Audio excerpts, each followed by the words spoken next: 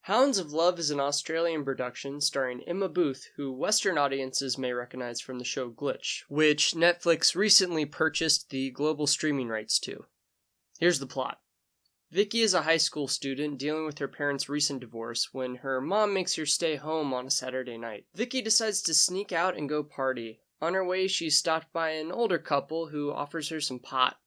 The couple ends up coaxing Vicki back to their home where they drug and abduct her. Shackled, abused, and helpless, Vicki's only means of escape is to drive a wedge between her captors.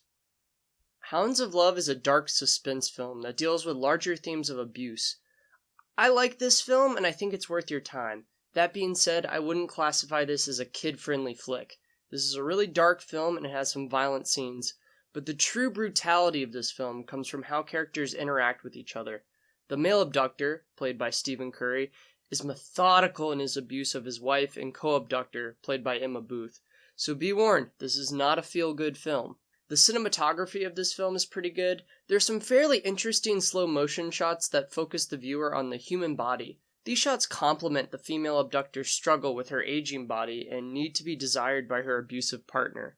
The acting in this film is very strong. Stephen Curry's portrayal of the male abductor is totally believable.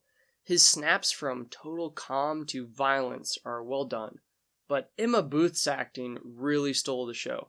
Her character becomes the main focus of the film, and the viewer is placed inescapably into the psychology and thought processes of an abuse victim. Her actions are morally reprehensible, but we feel like she's the real victim in this despite her direct contribution to the kidnappings. And all of this is communicated not only through Emma Booth's superb acting, but a solid script from writer-director Ben Young. I will recommend Hounds of Love if you're in the mood for something with a heavier tone. This isn't a fun movie, and I don't plan on watching it again for a long time, which I know sounds like a condemnation of a film, but in this case it speaks to how affecting the film is. Also, this film is not gore porn. There are violent scenes, but they're not gratuitous. The real darkness of this film comes from how these characters interact with and abuse each other. This is a solid piece of filmmaking.